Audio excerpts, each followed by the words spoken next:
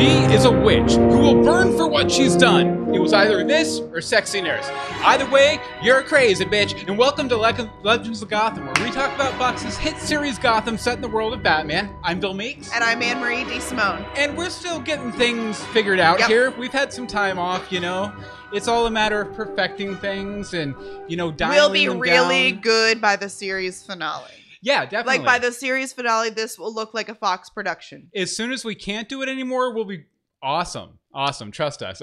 But thank you for joining us again Sunday nights, 9 p.m. EST over on YouTube. On the YouTubes. Over on the YouTube at youtube.universebox.com.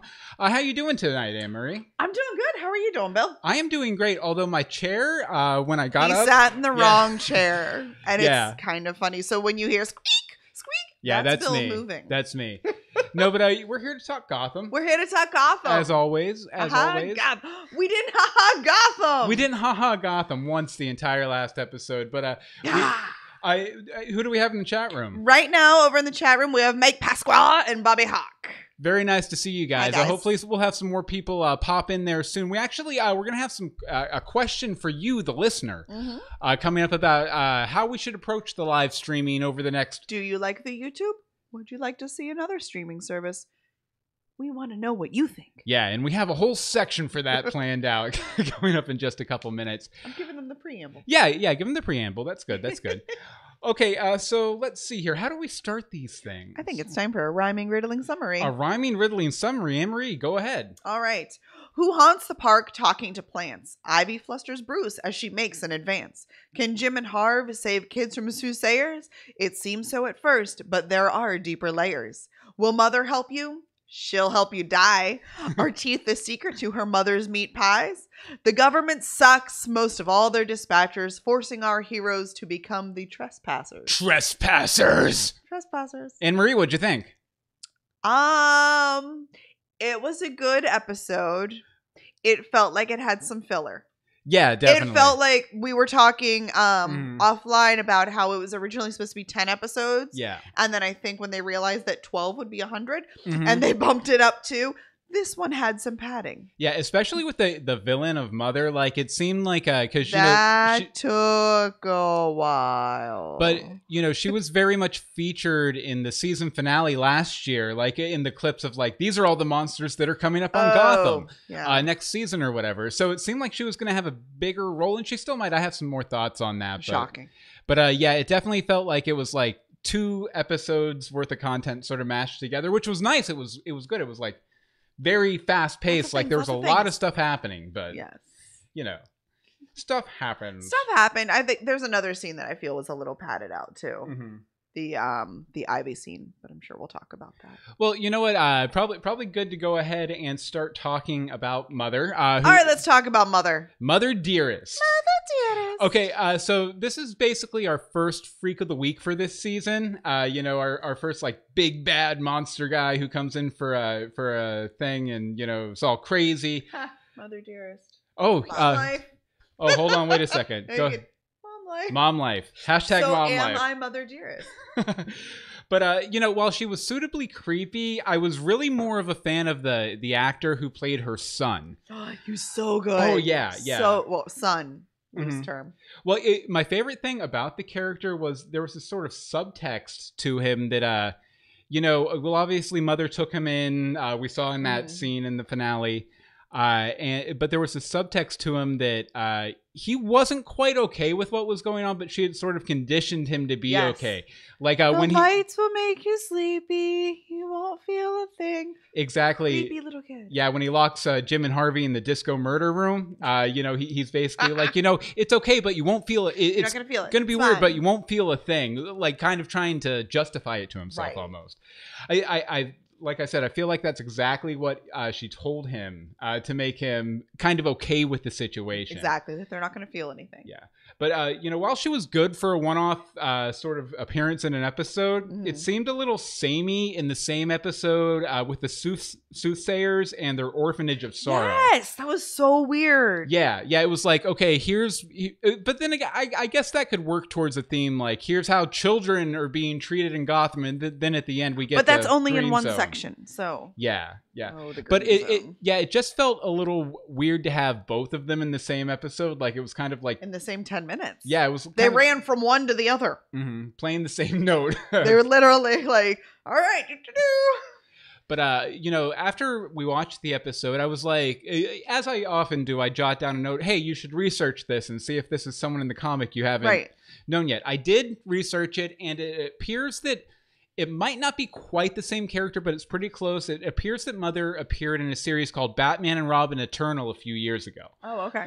So it's the same basic. I jotted down some notes here. Oh, okay. It's the same basic MO as the Mother we see in this episode. She recruits kids for these evil tasks. And, I haven't read it, obviously, but, it sounds basically the same. She manipulates orphans to do evil things. Interesting. So her, I guess not all orphans can be Anne with an E. I will point out, too, that her first chronological appearance in Batman's history was burnt during Batman and Dick Grayson's initial adventure out together. Oh. So, I don't know if we're going to see her at all again in this season of Gotham. Maybe if we end up seeing the Flying Graysons, maybe she'll pop up in that episode to kind of like bring it all back together. Oh, the Graysons. Yeah. We saw them many, many moons ago. Yeah, what was that? That was season 1, episode 4 or something. Something like ridiculously long ago, and everybody was like, "What? Already?" Yeah. Good stuff. Good stuff. So that's Mommy Dearest. I think that's actually probably about 45 seconds more conversation than she deserved. Probably. Especially after burning all those bodies and collecting all the teeth. Yeah. Oh, the teeth and the metal, like, it was weird, all the plates of rings. Yeah. Stuff. It almost, and I apologize if anyone finds this distasteful, but it almost reminded me of like the, in history class in high school when they showed like those pictures of like the Holocaust after, everybody, after everyone cleared out and they went and investigated and stuff. It was kind of that vibe to it, which, See, I had a completely different thought. What was that? Did it remind you of your childhood? No, musical, Meat Pies, Johnny Depp. I'm looking for you to help me here. Sweeney Todd. Sweeney Todd. The down. Come the sad tale of Sweeney Todd. Yes, that's what it actually kind of reminded me, because they were burning the bodies in the basement. Yeah. And all the it wasn't like just like stuff set out. They were on plates. So at first I thought nice there was silver platters. Yes, I thought it was like some dining situation. It was very much not when it was teeth.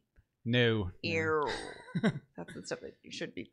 But Joel over in the chat room says she needs a good hairdresser. She sure did. Yeah. She could use a little makeup too. But I really liked, once she lost the mask, I really liked the actress and her expressiveness and her performance and stuff too. So, I mean, if she comes back, I wouldn't be surprised if she comes back, because we didn't like actually injure her or kill her or anything. Yeah, it was basically they just, busted out of there. They ran. Yeah. They ran for it. They're like, we're out of here. Okay. So now that we've talked about her about 3 minutes longer than she deserved. Yeah, probably. Hey, speaking of Mother. No, I'm just kidding. Go ahead. No. So Catgirl rises. Catgirl rises. Okay. So I know we didn't get a lot of her, but this is such a huge thing. She is Catgirl now. Like, for realsies. A catty Catgirl. A catty Catgirl. So we knew it was coming. We all knew it was coming for the past 5 years. And we've been waiting for it because she's been very cat-like. And then she was paralyzed. So we weren't quite sure how this was going to happen. And, he printed things double-sided for me. And I was not disappointed. Okay. I love how she willingly took the seed from Ivy, even with the possibility that it could kill her, because last week she's like, yeah, I'm done with this. That was a really gross-looking seed, It was a nasty-looking seed. And when he was like, is this human blood? And Ivy just sort of cackled about it. I was like, shh, don't ever ask that question. But she dug it out of the ground. Like, that whole... Well, I think the intention was that the plants were consuming the humans and then turned it into this seed. And that's why the human blood was in there. Ew. I hadn't even thought of that. Ew. Okay. Well, anyway. You put 2 and 2 together, you see the people in the plants and the walls, and But they weren't in like the same building. Anyway.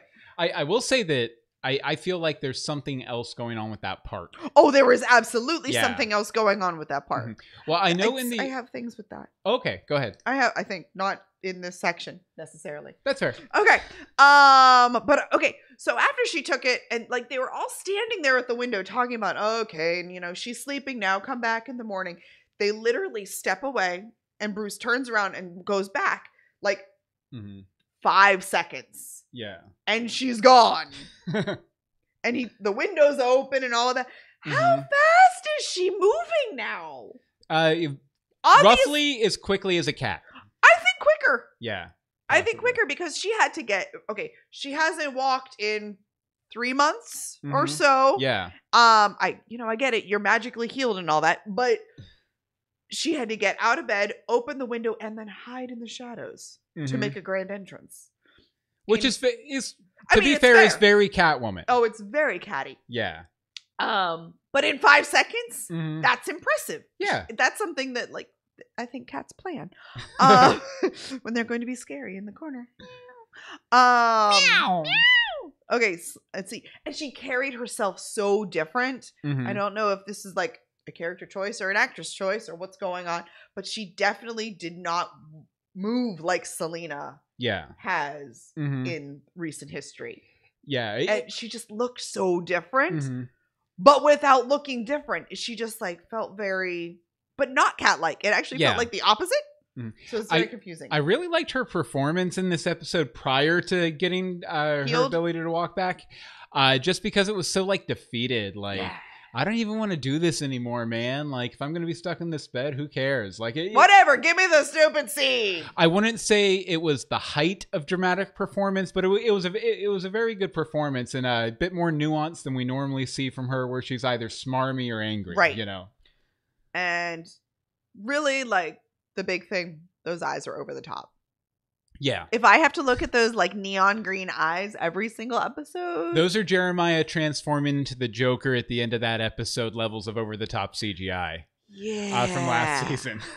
that was a little shouldn't much. Be necessary. He looked like a cartoon character. He almost looked like Casper the Friendly Ghost or something. But not. But like the opposite. So we do have some stuff going on over in the chat room. Mike Pasquale said, how close to Indian Hill is where Ivy is? Well, your guess is as good as ours. That's a really good point, though. That is a very good point. Joel says she must be channeling Michelle Pfeiffer. Well, she's always borne a resemblance to Michelle Pfeiffer. So. She has, and I think that's part of the casting. Why they do like the super cat girl thing? Yeah. Mike Pasquale says, is the Selena a metahuman? Well, she just ingested a magical seed from the ground that may have been infested by Indian Hill trash. So yeah. They cured her from paralysis. To cure her from paralysis. If nothing else, she's super Healy. Yep, she's super Healy. Yeah. She has superhuman healing powers, like you. Yes, definitely. He's always healed quickly. That's not a challenge. Don't come up at me at a bar and throw a punch or anything. I know how I would imagine it to play out is that everything that she was already good at, she's just going to be better at. Really good at. Yeah, just betterer. Really, betterer? Betterer. It's a word. Okay. I just made it up. All right, what's next? Did you say Joel had something in the chat? Let's see. Sean says, hi, Sean. I haven't said hi to you yet. Hi, Sean. I think Ivy is in Robertson Park, like in the real No Man's Land comics, so near Central Gotham. Oh yeah, that I was. But what is that in relation to Indian Hill, Sean? Do you have a map for us? I don't believe Indian Hill is from the comics, so it. Oh well, then there's a whole lot of craziness. Yeah, it's whatever they feel like. But yeah, I remember. I think there was a whole issue where Batman encounters Ivy in a garden that's kind of like over. Yeah, so in No Man's Land. It's been a few years since I've read it. I probably should have read it. Yeah, you probably should have read it. But Anyway. Oh well. Okay, I want to talk about Sykes. Now you might be thinking, who is Sykes? Yeah. He's the leader of the Soothsayers. I absolutely love this character. If I had to choose between him and Mother, Sykes all the way. As far as like the best character. Him. Really? I did. I liked Glow in the Dark Paint Lady. Oh, she was good too. I liked her. She was good too. Please. I'm like, ooh. But he was just he was very, very interesting, and I have some reasons here why I thought it was so interesting. Convince me. So first of all, his plan. I thought that his plan to tunnel under the river was equal parts evil and brilliant. Get orphans to do the hard work for you, take all the risk, and then reap the rewards after they do it. Because there's always going to be more orphans out in Gotham you can go grab if the tunnel floods. There's a very rich one who could pay for this to be done himself. Probably. And probably should have by this point. But can't get supplies in anymore. I don't know. Okay, next up was his performance. Alex Morph, I looked up the actor's name. I was so impressed by him. But he was hella charismatic in this episode. Hella charismatic? Hella. Who are you? Someone who uses hella in respect to Alex Morph. Specifically.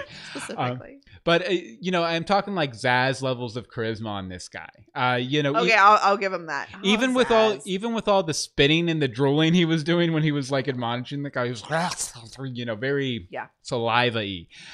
He reminded me almost of, if you've ever seen Back to the Future 2, Griff Tannen, the son of Biff Tannen in the 2015 timeline. Okay. He was very much like that. Like, hey, guy, that kind of thing. And also, last but not least, one of the reasons I liked him was the gas he was using. What was the gas? Let me explain. Ooh, please, because I was very confused. Okay, so the gas he was using to see the future, see his timeline, all that kind of stuff was kind of interesting. I have a sneaking suspicion that it's probably a new form of the Viper gas we saw in season 1. Oh. With all the grotesque side effects removed. You know how it would turn people into like Gumby people? Yeah. But, when they released that episode, Viper, back in season 1, I think it was season 1, episode 5, they said, this is the episode about the origin of venom, which is the chemical that Bane uses to reduce his pain and increase his strength. Bringing it all back. So I'm guessing the gas he was huffing on is probably venom, and that the gas powers, what was I going to say? Yeah, the gas was venom, and assuming there are some soothsayers left around, they're going to push through this tunnel, and on the other side is maybe going to be Bane, and he's going to get the gas. Either that, or maybe he's the leader of the soothsayers, and we just haven't seen him yet. Interesting. Because we know he's coming this season. Correct. Sean says, was it me, or was the guy growing more boils on his face as the episode went on? I'm pretty sure he was, and that might be why I didn't like him. Well, those weren't boils, were they? They were bruises. Things. Yeah. No, they weren't bruises. Oh, they weren't? No. Okay. These were like growths. Gotcha. They were growths. Well, maybe that's a side effect of the gas or something. And this is the question, yes. Let's see. Bobby says, there are many things that I feel are meant to be nods to source that probably won't be fleshed out. I'm not sure what that's he's saying nods to the comics and things like that. Okay. That might not get like a full episode about Venom. Well, since we've got 10 episodes left, it's not looking likely. The reason I think the Soothsayers though might try and go through the tunnel is just because last week on the radio, those people called into Jim and they were like friends on the other side. Friends on the other side. So I'm thinking maybe that might be where they're heading. Sorry, wrong thing. All right, so you wanted to talk a little bit about Ivy. Ivy, good old Ivy Peppa. Okay, so she's a pepper. She's a real pepper. Go ahead. Okay, so one of my least favorite things is they say in regards to information, like who said it? Can you give me a source? Can you link me somewhere? Can you give me a name? Yeah. I'm pretty sure, like, who did Ivy hear that there was a magical seed that could heal damaged tissue and bone? Yeah, because it seems like she would be the primary source. Thank you. I'm thinking she's hearing it from the plants. From the plants? Which is slightly more, but it's a little confusing and quite convenient. Yeah. That she just knows this. Well, like how, okay, go ahead. The plants is the first time I haven't had a problem with this, because that makes a lot of sense. It does make a lot of... Because she does talk to the plants. Right. It's still a little weird. And when did they, why were they like, we have developed this seed, Madam Ivy, and it will heal people. If any of your friends happen to become paralyzed... If anybody has a severed spine, we've got them. It'll be neat. They'll just become evil. Just not evil, just not like... evil. Hold on, wait. They will channel the darker angels and be changed forever. What is this darker angels? Again, is this a thing? Is this a Gotham thing, or is this a Batman thing? I'm just assuming that, it just means like the bad juju. Well, that any negative aspects of your personality you have, it's just going to amplify them. Oh, so it's like good angel, bad angel situation. So Selena, she would steal to get by if she needed to. She would, mess around a little bit as she needed to for survival. Now she's going to be doing it for fun. She's okay. Let's see. She actually seems a little scared of her precious plants when she is talking about how they have changed since everything started going down in Gotham. So like how she's like, everything changed when all of this started. I couldn't tell if she was scared, interested, confused, leading the charge. Yeah. I'm not quite sure what's going on there. But the conversation amongst the plants has changed. I'm looking forward to them circling back around to her for a full-on Ivy episode. Like, I think that's going to be good. Okay. And also, that dress. She was wearing the ivy. She was wearing a plant. It was fabulous. There was glitter. It was wonderful. Now, one thing you can definitely say about Gotham, even through all of this insanity, the fashion designers are making the money. Because... Well, set designers, too. Their design department just in general, like... I mean, I'm in Gotham. Like, in the show. Oh, okay. I'm not talking about, like, oh, you're not talking creators. About the people actually making the show I'm Gotham. talking about the people living in no man's land. Gotcha. Because Ivy's got this fabulous Ivy-made dress. Then we've got... Penguin, who is always dressed to the nines, even now or in 387 days with his glasses and all that.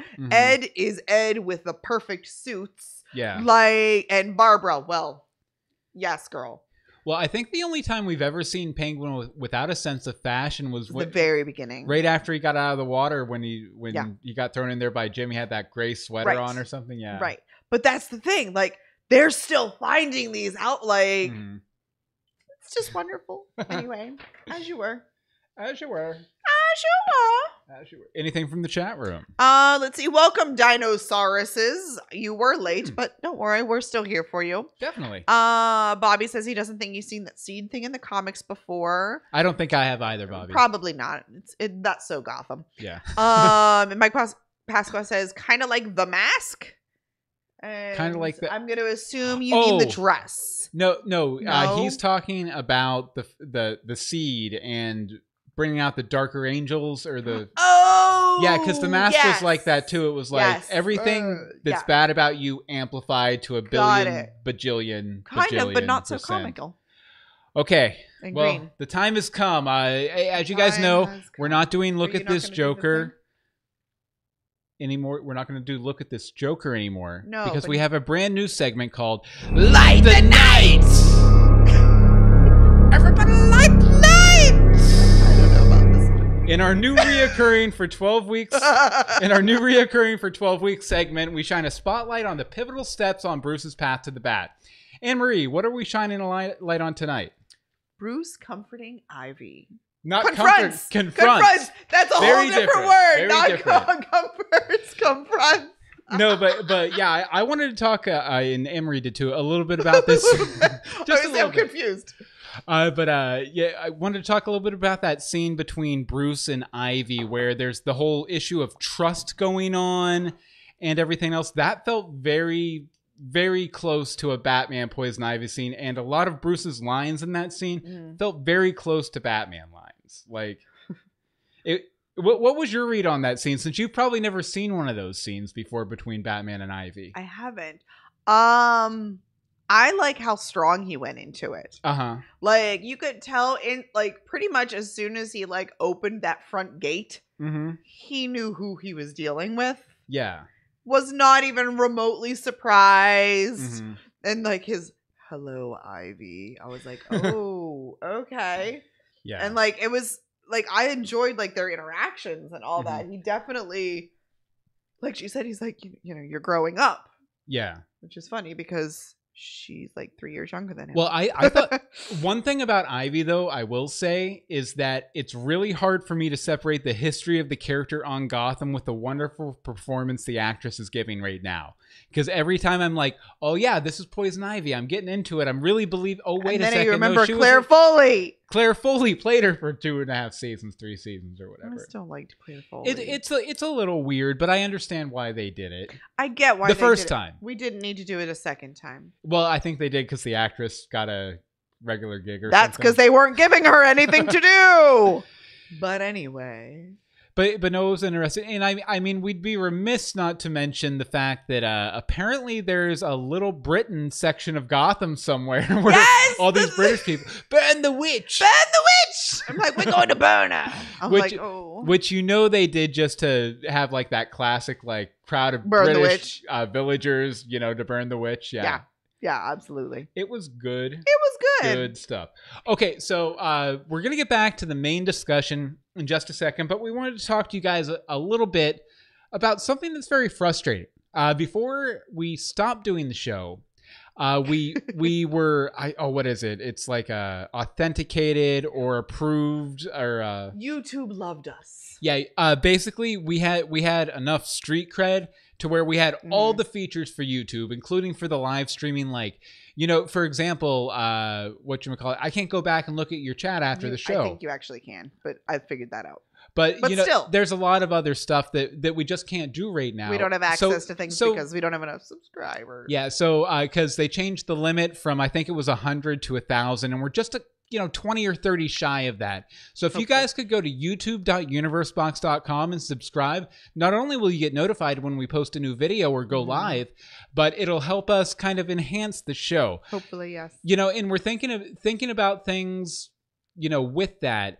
When we came back and we announced that we were going to bring the show back, we did it on Facebook Live, which went really well. We had about 30 or 40 people in there. Yeah. When we did it over here last week, we had 12 people, which is great. We love having you guys here for the live experience. Yes. But so basically, we want to put it to you. What do you think? Do you think we should, try and build back up our YouTube audience and stream here forever for the next 10 weeks? Or should we switch over to Facebook? Facebook Live and just stream there and then post the videos here on YouTube after the fact? Because we're posting the videos from YouTube on Facebook. Should we switch it or just keep going the way we're going? We just don't know because we've been out of the streaming game for a year and a half. Definitely. And everything changes. But yeah, we want to hear you guys' opinions on it. Go ahead. Not in the chat room because I can't go back and look at the chat. Go in the Facebook group. But go to the on-demand. Actually, I'll add it in the Facebook. I was going to say go to the on-demand video after the fact and leave a comment, or just email us legendsofgotham@gmail.com and let us know how we should be streaming from here on out. Yes, please. Okay, so we're going to get back to the discussion very soon. In just a second. We don't have the Patreon ads anymore, so we're going to run this. In this crazy mixed up world, you need fake news you can depend on. Fake on. Count on. When news is breaking, it's probably the fakest. It's probably the fakest that's breaking it. That's me. I'm Paul Defoe. We've got a commercial, Paul. Breaking the fake news for real.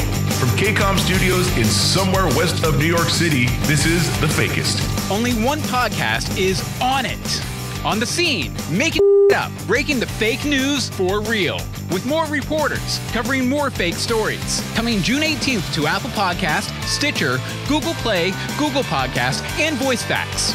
I can also email you the transcript if you want. Check us out at thefakest.com and subscribe on Apple Podcast for a new thrilling episode every 2 weeks. Pretty timely. The Fakest. We fake it when we make it.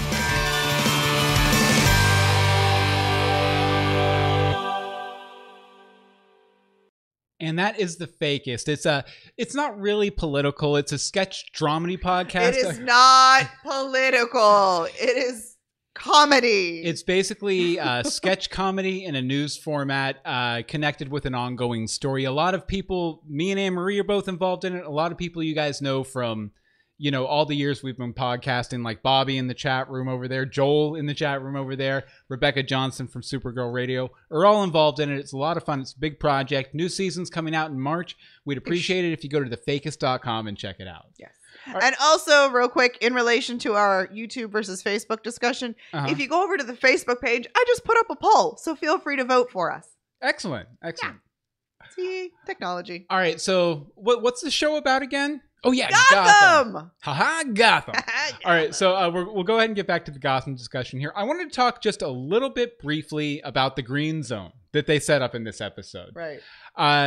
This is basically the new safe place they arrive at the end of the episode. Lucius is there waiting for them, arms open, the sun shining. Come on in, children. Come on in. Babs, being Babs. But, it's obviously the walled fortress we saw in the flash forward. What was it, day 384? 387 at the beginning of the season premiere.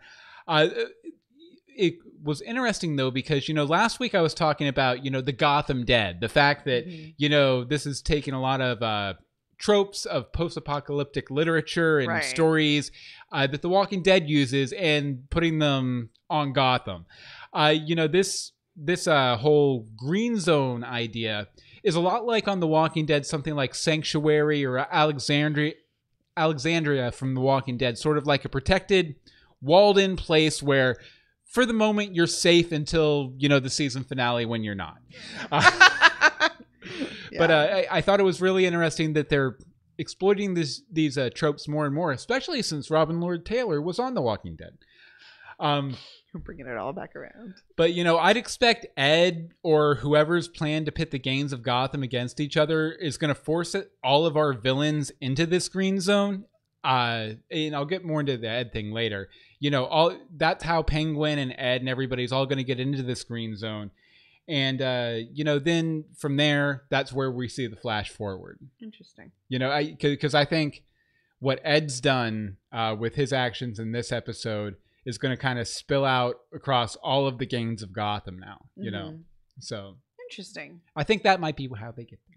Yeah. We'll see. See, the thing that's funny about that is like in that flash forward and how you're like, they're all in the green zone, but they weren't until they were on top because Penguin was still in the mayor's mansion. Yeah. And Ed was still in whoever's house he took over. Because I don't even know anymore.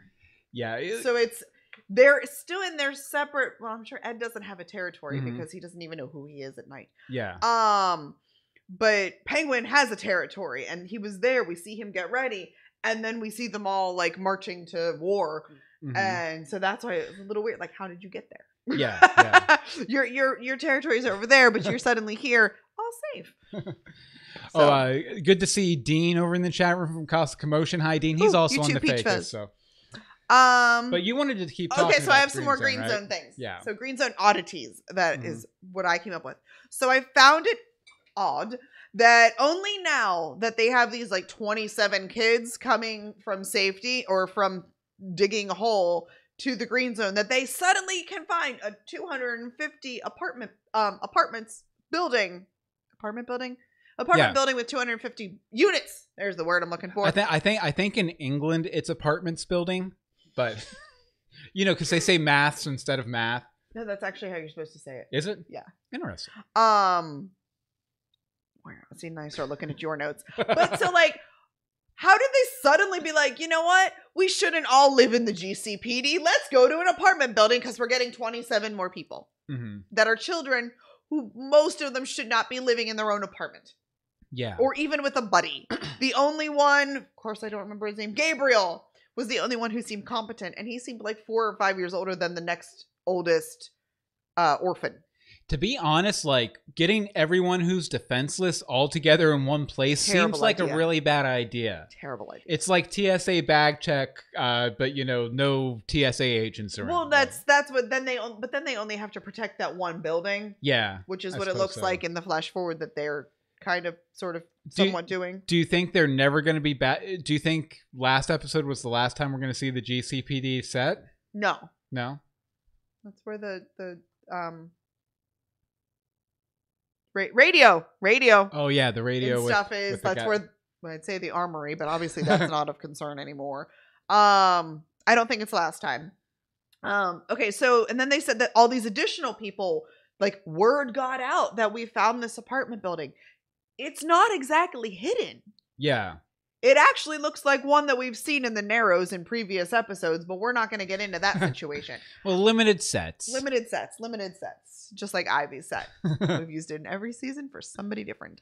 I loved in the first season where they converted the GCPD into like the underground lair of all the children and everything that one time. Oh, that was fun. Well, and how Babs's apartment became the Sirens Club. Yeah. Those are some of my favorites. But anyway, how is the word getting out about this? Mm-hmm. Is there some sort of underground newspaper or news station running on? Like, I feel like that would not happen. There's no way that this is keeping up through all of this. Well, I don't think we've even confirmed that Gotham ever had internet, let alone now. Exactly. Yeah. But how is the word getting out? Mm-hmm. Like, is, the little old person over here talking to is the chain going? Mm-hmm. That doesn't make any sense to me. Yeah. Well, I would imagine it might be easier for word to spread though, just because there are such less people there. I'm trying to. We talk good tonight. we talk. Last week we couldn't math. This week we can't talk. It's good. No, but just because there's less people there, a lot less people there, and so there's a lot less room or a lot less distance for that news to have to travel. But no, there's less people, but it has to travel farther distance with less people in between. See, there's my confusion. Well, you know how these things go. When I don't, because I have no life. When you've survived the apocalypse and everything's been cordoned out into different gangs and everything, you always have one or two rats running around all three gangs playing them off each other. Fair. Yeah. Now, Bobby says he feels like the green zone is the area around the GCPD. Maybe the building is in this area. No, it is. The green zone, obviously, it is the GCPD and the building must be in that area. But why did it take them 3 months to move in? I find it weird that these 27 children is what spurred them to take over a building. Yeah. So that's that. Okay. Other things. What would have been more justified to you than saving 27 children? No. I'm okay with that. Anne-Marie, I want it on record right now that Anne-Marie wanted those 27 children to die. No. Anne-Marie assumed they were going to come and live in the GCPD with the other 150 people they had saved. Well, we saw last week how tensions were rising there. Anyway. Okay, so we're just we're gonna put them into apartments. How are they going to feed all of these people? So now, first of all, after they took the food from the Wayne Enterprises or whatever helicopter. They had now had 6 weeks worth of food. Well, now not only did we have these 27 children, there's all these people that are suddenly coming and seeking refuge. Oh no, I completely agree with you. There's not enough food. Kill the children. No, that is not what I'm saying. I think it is though. I hate you. Okay, I'm going to move on to my other green zone oddities before I get to the stuff in the chat. So, how does the crazy nurse in the green zone know about the witch? That's a good point. That completely confuses me. Maybe she was friends with the British people who were going to kill the witch? You've got to go find the witch. Find the witch. I told you need the witch. Is she going out and partying at Sirens? She doesn't seem like the type, but maybe. And where exactly is the witch located? Mm-hmm. Is she within the green zone? Because that's kind of funny because it's Ivy. Yeah. And Bruce just seemed to go real quick. Nobody noticed that Bruce was gone. Yeah, actually, when I was doing my research for this episode, I went to see if they named the park to see if I could find any comic book information on the park they were in or whatever. No, he was just basically, how can I find her? And then they cut to the next scene. So that's just weird. Like, is Ivy within the green zone? Because if so, I'm a little more concerned now because y'all gonna die. Yeah. So, keep in mind too, like with this whole like gossip tact, we haven't seen a lot of Gotham yet. We've seen nothing. Like Freeze's area, Firefly's area. I'm not sure we're going to see those. Jeremiah's area. Coming soon, I think. Yeah, probably. Next week. But, so... I don't think he has an area, though. But, this is the thing, though. How do they know? I mean, I guess they really had nothing else to do for 3 months. But figure out whose area is where. Mm-hmm. I don't know. I don't know, man. I don't know. I'm so confused. Yeah, and then my next point was about the communications and my confusion. So, but bottom line, kind of summary, Anne-Marie wanted to kill 27 children. I did not! Okay, over in the chat room. They should have drowned in that river. I'm going to punch you. They should have built that tunnel and drowned in that river. Okay, so Sean says they used runners like in World War II. In fact, the actress Audrey Hepburn was one in the real war, spreading news and info to families. That's the concept I was thinking about. Thank you, Sean. Thank you, Sean, because that was way clearer than anything that guy was trying to tell me. The rat man, he runs. I know. I was like, what is that? Bobby says he had the same thought about the nurse, but all of the chimney sweeps knew about her, so maybe they told her because we're now calling the British people chimney sweeps. By the way, it's a lovely holiday with Ivy. Oh, Ivy is the villain that we love. When Ivy old Jan, you don't feel grand. You fall in the grass, then it turns to sand. We're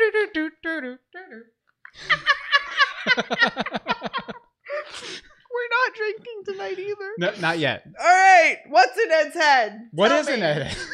Well, Tell me what's in Ed's head. Thank you for queuing that up for me, Emery. I appreciate it. I had to stop the madness. So last week I had this whole whacked out crazy theory, Jekyll and Hyde theory about Ed and Lee, where I put out there that maybe Hugo Strange had combined them into one sort of Jekyll, Hyde, Hulk, Bruce Banner kind of creature that when it's night, he's Lee. And when it's during the day, he's Ed. That's all BS. Because he's wrong. Because this episode showed because the thug guy that was in Ed's tub recognized still him. hilarious because Ed is like tiny guy. Mm-hmm. How did he like just drag this big like biker dude who was as big as 3 men, Mm-hmm. tie him up and put him in the tub? By the way, Bobby Hawk in the chat room says Anne-Marie wants to kill children. She's been hanging out with Bill too much. Yeah, probably. Pretty much. By the way, is this the first time we've ever seen the Riddler pee? I think it might be the first time in all of Batman media we've seen the Riddler pee. Why is that relevant?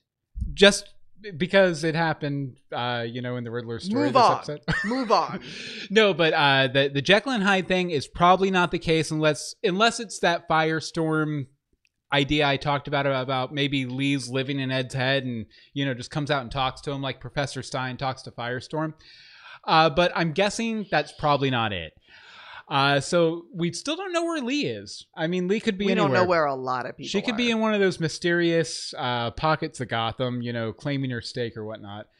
But, regardless of whatever's going on with Ed and whatever is happening to him when he's not conscious for it, I definitely think that it's interesting that his plan is so similar to the Penguin's plan in season 1, where he was pitting Falcone and Maroni and Fish all against each other. And then as soon as they all took care of each other, he stepped into the power vacuum. So whatever aspect of Ed's personality is controlling him, I think that's probably what they're aiming for. They're trying to get everyone else to destroy themselves, and then he'll just come in and pick up the pieces. I just think the comedy of Penguin was here written on the thing. Like, yeah. Penguin's not going to do that. Yeah, probably. I think you're much better if you like stab one of the guys with an umbrella. I mean, Penguin likes getting credit. He does like getting credit. Yeah. But Penguin You can't be a politician if you don't like, getting credit a little bit for your misdeeds. Penguin's in the mayor's mansion. Yeah, he used to live there. So anything else coming in from the chat room? No, Okay. that's it. Nobody You guys aren't saying anything except, Anne-Marie likes to kill children. I do not. Stop it. But only in large numbers. Like, it has to be 12 or more children. No, 13. A baker's dozen more of children. And then Anne-Marie's okay with killing them. If they're trying to help. Okay. Or if you're her podcast co-host. And Babs to the rescue. Times 2. Okay, I'm going on a far stretch with this one, so enjoy. Okay, so when Jim comes to the Sirens Club to ask for help, she doesn't like freak out at first like I kind of expect her to. I know like her and Jim, it's always a game. Mm-hmm. It doesn't get mad until he asks for a favor, but she almost seems a little bit happy to see him. Like he's slumming it and he's coming to her club and gonna hang out. And this episode is the first time I've got the sense that they're gonna like bring them back together. The Jim Babs endgame is back together. Yeah, because that's where I'm going with this. Yeah. Okay, so she doesn't really question what he wants, what he needs, and just says, "Go. They're downstairs. Take what you need." I was like, really? You didn't ask for anything up front? And the whole judge, jailer, most hated son, if anyone deserves to die, it's him. And I'm like, I don't even believe you saying that. Yeah. The way you're saying it. And then she rolls up in like this massive thing. Like a monster truck with a gun. The monster truck with like a huge like military grade gun kills everybody and saves him. I'm like, why? But why? Was it to get your trucks back? Because that doesn't make sense. There's no way that it was just because she wants him to help fight Penguin. Yeah. I don't believe that. Your last bullet for me, it must be love. I was like, we're really going there? Well, I'm okay with it. I kind of feel like a lot of, prior to her showing up to save him, a lot of her stuff towards Jim was like assigning blame to everything that's happened in Gotham to him. When Jim is very much a reactive character. Yeah. Like, he's not someone who goes and starts trouble just to start trouble or, you know, hurts someone just to hurt them. Generally. There's been a couple little moments. Right. But, you know, he's a reactive character. You know, Jerome kills everyone in the GCPD. He responds to that, you know. Right. Babs, you know, kidnaps Lee and dresses up in a wedding dress and jumps off a church. You know, Jim responds to that. But he's not really the one going out there and acting to make these things happen. No. So I thought that was a little unfair of Babs. A little bit. But, I mean, she's probably a little emotional now, too, because of Tabby. Right. I actually think that's kind of what sparked her reinterest in Jim, or speaking... Well, they weirdly affectionately. Yeah. Weirdly. I don't know. I don't know. I just kind of see it going that way. Well, her and Tabby were together romantically, too. So At times. Yeah. Not in the end, because the whole Butch thing. They were in the beginning, and then once Butch came along, Tabby sort of threw Babs aside, and she became like her best girlfriend, not her girlfriend. And then she got killed and resurrected. There was lots of death and resurrection going on because it's Gotham. But I thought it was a little weird she went back to the green zone. Like, yeah, she had to drop them off. I get that. But it seemed a little weird for her to come in and see what was going on. Yeah. She was just so cash about it, too. Everyone was so cash about it. Be like, oh, Jim brought Barbara over. Yeah.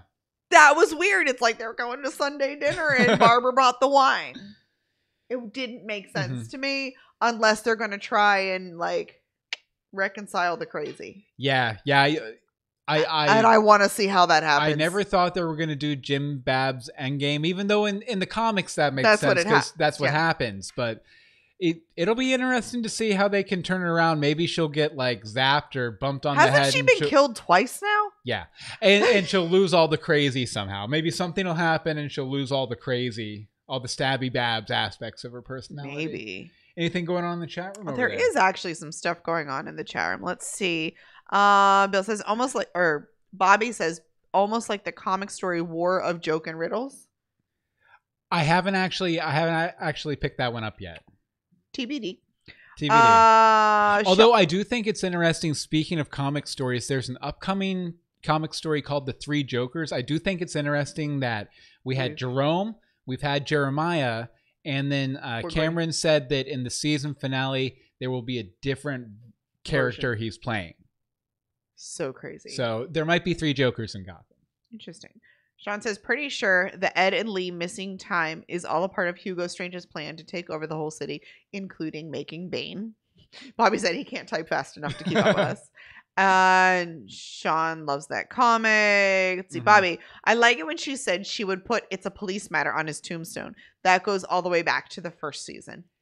Again, though, but that sort of pulls into their. Am I the only one when she said that line? I just thought about like the Tombstone Pizza commercials from back in the day. Yeah, like, what do you want on your tombstone? It's a police matter. Nice. Well, I guess you didn't make it for the quibbles. I realized I forgot quibbles and bits. I can do this while you do that. Okay. So, at the end of every episode, things that might have not warranted a full discussion, we like to kind of read off some of her notes in a segment called Quibbles and Bits. I jotted a couple of mine down here for my notes. Jim should have been way more suspicious about the candle in Mother's house. I thought, the lit candle. He was like, no, it's fine. They're probably just friendly. It's Gotham, dude. It's Gotham. It's never friendly. Go ahead. We go back and forth here. Selena, still here when they were all talking about her when she was sitting right there. I wasn't really a big fan of Selena becoming Super Catwoman, but if she has to become Super Catwoman, I'm glad that Ivy, her closest friend next to Bruce, was somehow involved in it. Mm-hmm. When Babs shows up to rescue them and says, this is what's got you all hot and bothered, they need a bath. And my last point is about Babs. So for my last point, I'm actually going to say, again, the woman in the makeup was really awesome. I hope they shot her in the forehead. She's dead. Lazarus water. But they wasted. There's no Lazarus water left. Hugo Strange. Okay. My last one, Sirens Club was playing Ring of Fire when they got there, and I really enjoyed that, and I wanted something to come of that. It was a punk staple covering Ring of Fire. It was a nice punky cover of Ring of Fire. Okay, so I think that's all we have for this episode. So it's time for the arbitrary scale. Figure out what we think about this episode, and using an arbitrary measurement tool that I'm coming up with right now, Anne-Marie, out of four complete. He figured it out. No, I'm coming up with it right now. Watch out, or I'm going to kill 27 children. Out of 4 random British guys in Gotham, how many random British guys in Gotham do you give this episode? And people in the chat room, you can chime in too if you want to. 2 and a pint. 2 and a pint? Why? Because, like I said, it did feel a little fillery. Mm-hmm. I'm a little confused about some things. I mean, that's kind of how I expect Gotham to go. Is like, okay, what the, and okay, what? I don't understand. But like I said, it just a little too fillery for me. Like, how long did we need to pan around where Ivy was to see this man is covered in vines? This man is covered in vines. This man is covered in vines. Like, seriously? 1 was enough for me. Mm-hmm. So little things like that. So 2 and a pint. As for me, in anyone in the chat room, because they are just now getting this. That's fair. But you know, I'm going to give it 3 random British guys out of 4, just because it was such a jam-packed episode. Like, you know, sometimes episodes can feel a little long, and while you're right, you know, there were a few scenes that kind of drug a little bit. It was just like, oh, I'm over here. Now I'm over here. Now what's going on over here? See, I don't like that. It was very interesting for me. I never kind of lost interest or zoned out at all in our initial watch through. Sean says 2 random Brits. Bobby says, I hate when the scale is so small.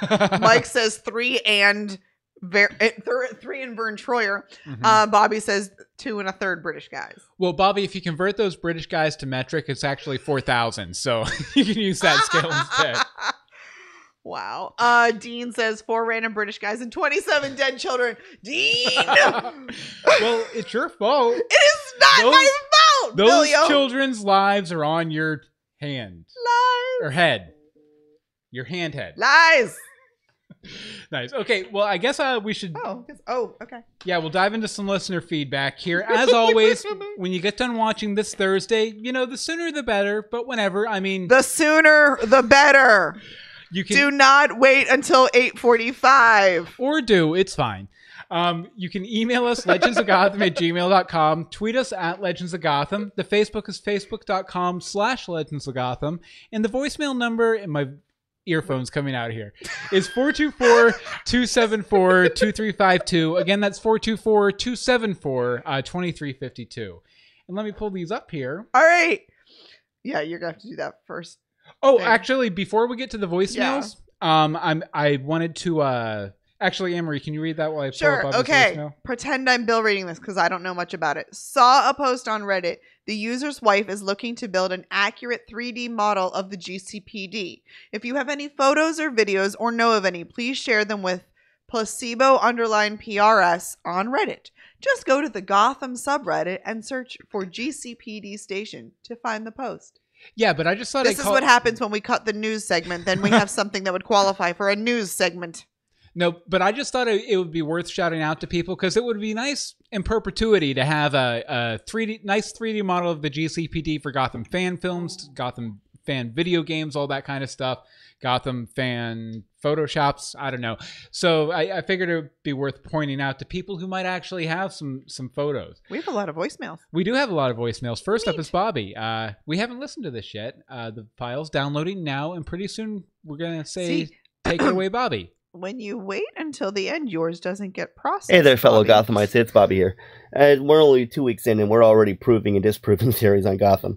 I don't think it comes as any big shock to most that Anne-Marie hit the nail right on the head when she said that Ivy would be the witch. That's definitely the direction that I was leaning towards, but I didn't think we'd be answering it as early as the next episode.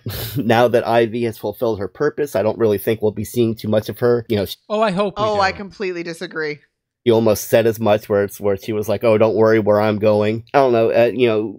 That seems to be the status quo here, that we're just kind of like knocking down pins right and left that we don't need anymore. She's fulfilled her purpose. She gave Bruce the seed.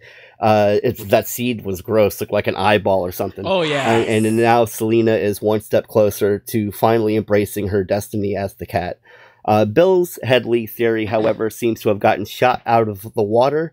That street gang or street demon thug guy seemed to recognize Ed as Ed, or as a dazed version. He said, "Oh, well, it was you, but you were dazed." Yeah, I suck. Sorry. That being said, we still don't really know where Lee is, so, that's still up in the air, and we really still don't know what's going on with Ed. I wondered kind of, we find out that Ed in his days has, been took out the whole street demons, so I almost wonder if this guy, now that he has nowhere to go, will become kind of like the Riddler's new henchman. Yeah, replacing Solomon Grundy from last season, since Butch is dead now. And, of course, we learn right away that the kid was not a setup, and Jim and Henry go off to save his friends from the Soothsayers. Did you say Henry? They make a quick detour into Creepsville, where Bullock plays out one of my favorite scenes from the episode. I don't know who was creepier, the mother or the kid from The Omen. Yes. But, of course, Gotham's dynamic duo make it out, save the kids, and find themselves in the middle of rival gangs vying for Gordon's head, only to be saved by the Barbara Ex Machina, literally. Only 2 episodes in, Nice. and while some big I got to call Bobby out for that. That was a very nice pull. questions have been answered, we still don't really know where Lee is, what's going on with Ed, or Jerome. Jerome was not even mentioned in this episode, or even hinted at. And at the what big bad finally brings all of them together in day 391. And then, of course, now, what fully is going to become of Selena. Few quibbles I had was what's up with all the firepower? I kind of thought that ammo was limited, with the exception of maybe Penguin and Barbara, but these 2 rival gangs did not care about ammo whatsoever. And Well, I think But who's messing with them? there were a couple mentions that Penguin had given some ammunition here or there, and they did get that shipment in from the helicopter, right? That Who got the shipment in from a helicopter? Bruce, right? He brought the helicopter in last episode, and there was ammo on it. He's not talking about them, and no, there wasn't. That was all other supplies. But I think the Soothsayer guy said something along the lines of, Penguin gave us a bunch of ammo, and you guys don't have any ammo because Penguin doesn't like you, when Jim and Harvey showed up. Oh, kinda. Yeah, something like that. Ish. Something like that. Sorry, my phone locked. There we go. while I thought this episode was great, I can't help but feel it was a bit of a come down from last week's, holy crap, last week was great. Yep. So, out of 573 teeth on a silver platter, I'm going to give this episode 498. That was a very good arbitrary scale, Bobby. Better than 4 Brits. Or 4,000 if you use metric. Okay, let's see here. Next up is Cliff. Take it away, Cliff. Maybe. Bill and Marie, it's so good to have you 2 back. Thanks. We've all missed you.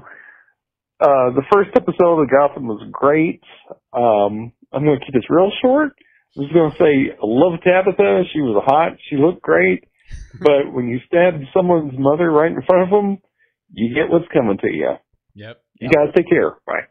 Thank you very much. Yeah, that must have been from last week's episode, I'm assuming. He said the first episode. Oh, cool.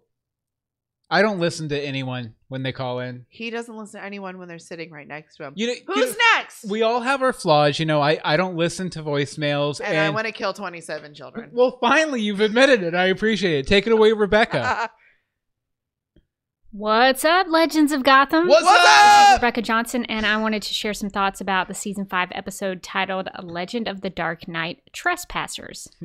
I have to say right away that the show surprised me by revealing that Ivy was the witch that Bruce needed to find in order to help Selena. And I think it's really nice to see this Ivy again. Peyton List has done an incredible job with the role, even if she's still a pretty terrifying character. I expect to see lots of Ivy cosplayers trying to duplicate her viney dress that she had on in this episode. That was a great look. And since I mentioned Selena, I'm excited to see where they go with her transformation. I thought it was a good move by the writers to have Selena make the choice to swallow that thing that Ivy dug up from the ground. Because this way, Bruce doesn't get blamed for anything bad that happens to her. He was just trying to help, and Selena made that decision for herself. I'm most intrigued, though, by Ed's personal life riddle that he has to solve. What in the world is going on with him? I'm What also a little in the confused, though, world about is the up? warring See. factions that were about to kill Jim, Harvey, and those rescued kids. I might need a little help with clarifying who all of these groups are, because I'm starting to lose Randomness. track of it, and we're only 2 episodes in. Well, if they're wanting to kill kids, one of them's Anne Marie's group. Hi. But no, I think a lot of these are being made up. I think they're just made up factions. Yeah, unless they're being led by a bat villain. Anyway, great episode of Gotham this week, and I look forward to hearing your thoughts. Anyway. Thank you. I hope you enjoyed hearing you, our Mr. thoughts. Oh, I did want to point out something I saw in the chat room over there. Reminded me of this. Okay, there were no bullets on the helicopter. Penguin is making bullets, which Right. was another similarity with Walking Dead. Oh, okay. I just said that. Is that what this is? Penguin bullets? Yeah, penguin bullets. This is not. This is like It's, a here, 3-year-old's handwriting. We'll show the video viewers. That's what I wrote there. That's terrible. That's Terrible. worse than my normal handwriting. I know. Okay, next up is Monica. Take it away, Monica. Hey guys, it's Monica calling in about the episode Trespassers. Calling back to Bill's comment about the Walking Dead vibe, that is continuing this week with the work camp. Had a real similar vibe to the Saviors from last season, and then with their takedown and the whole all-out war arc from last season. I'm guessing Bill hasn't been keeping up as much from the way he sounded last episode. I'm not current on the Walking Dead series. I did read All Out War in the comic book, though, so I know what you're saying. But yeah, that is definitely continuing that theme. Watching that character Will, but that whole bit, my heart kept stopping it. I thought he was going to throw himself in front of a bullet. I was waiting for it to happen. I'm so glad he didn't, because I like him. I want to see more of him. When it comes to guarding those, what were they, the Soothsayers? I love Harvey's wit. Could he be at least a little bit serious when guarding the bad guys and act like he's paying attention? No, that wouldn't Nope. be. He wouldn't be Harvey then. Truth. That would really do my heart some good. And then the Riddler saying, "There's nothing there," was the funniest line of the episode. I'm really liking what I'm going to dub the Muertes gang, and I really hope that wasn't all of them. I'd like The ones with the white faces. Probably because they look a little bit like a Day of the Dead celebration. They do that. Oh, yes. to see more of them too. And then there was that title card at the end in memory of Barry Friedman. Mm-hmm.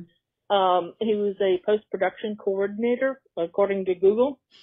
I love And Google. Bill, if you haven't already, could you tell us what exactly a post-production coordinator does? So, all right, thanks. Looking forward to the episode. Talk to you later. Bye. I would assume. Thank you very much. Thank you. By the way, Monica. Yay.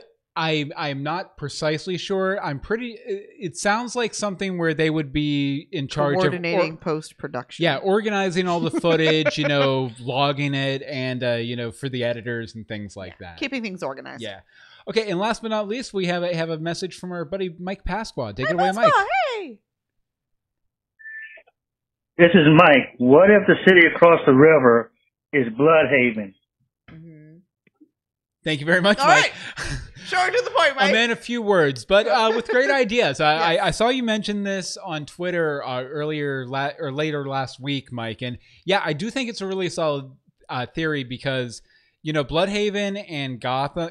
Well, for those who might not know, Yes, please tell me. Bloodhaven is the city. I've heard it described as like a half-hour drive from Gotham. Okay. So think like I don't know, like. I want to see the reference you use for our whole international constituent. Think of two cities that are half an hour away from each other, and that would be about right. I know, but it's where Dick Grayson, Robin, went to when he stopped being Robin and became Nightwing. When he was like, "Screw Batman, I'm done with him." Screw you guys, I'm or done. slightly stronger language in the Titans series. That's where he went. He went to Bloodhaven to kind of make a name for himself. So, it would make a lot of sense that city across the way would be Bloodhaven. Right. Not like the DCEU where it's Metropolis. Interesting. But yeah, anything else from the chat room before we wrap up here? Oh wait, we have some comments and stuff too. No, not really. Yes, we do. No, Okay. The chat room thing. From YouTube, Jason says, "Great to have you guys back. Is Season of the Witch a Halloween 3 reference?" Sure it is. Never seen it. It's not. It wasn't a phrase that has just been stuck in my head for some reason. That is probably a Halloween reference, but that's not how I came across it. Because that typically things. And on Facebook, we had a message from Joel earlier. He was in the chat room, but at a kid's birthday party, kids everywhere. But seriously, all I want to talk about is Ivy's plant-based outfit and the fact that I'm glad Fish wasn't the witch. Oh, and it is the mother character based on a Batman canon. Also, Freaked Out Harvey is the best. Truth. Freaked Out Harvey is the best. Oh, definitely. I still think my favorite Harvey moment is when he chases the Mad Hatter and is it Mad Hatter and Scarecrow? Yes. Oh, and Jeremiah's underground bunker. But as we said, Mother is based on a character from Batman canon. Yeah. So. Okay, so I think that about does it for our listener feedback. As always, when you get done watching next week, go ahead and shoot us an email, legendsofgotham@gmail.com. I don't think we've actually gotten any emails yet. Well, who emails anymore? Yeah, I guess that's true. Or you can shoot us a voicemail, 424-274-2352. Just use your telephone if you know what that is. Telephone. Or you can leave us a message over on Facebook. We have a Facebook page and a Facebook group. And you should definitely go over to that Facebook page so you can vote whether we should be going live on YouTube or on the Facebook. Although it's already got quite a few votes. Although I will say YouTube commenters who are watching on demand, get your voices heard down in the comments, because right now the Facebook people are probably going to be trouncing you. What's the... hold on, let me refresh it, because I think... Let me make sure there's more than 9. Okay, see, Facebook is slow. Here, you could also go over to Twitter and leave us some information. And yeah, but like we said, we'd love for it if you could go subscribe to our YouTube channel, youtube.universebox.com. You can get this episode, as well as the show notes, and all of our other episodes of all time at legendsofgotham.com. And you know what? You can join us live. And Facebook is currently winning, FYI. So we might be on Facebook next week. Maybe on Facebook. Watch our Twitter and our Facebook. We'll let you know for sure. Watch our Facebook to find out about something on Facebook? Exactly. But, you can join us. We're always going to be live. Somewhere live at 9 p.m. next Sunday. Eastern time. Eastern time. So I jumped over everything I was going to say right there. Again, thank you very much. Thank you very much for joining us tonight, guys. Nice to be back. Great seeing all your faces in the chat room and stuff again. Yes. Until next time. No. What is it? Join us. And Join us next time for more. I don't even have the theme up. See, we're so out of practice. Legends join us next time for more Legends of Gotham. I don't even know if that was right. It's close enough.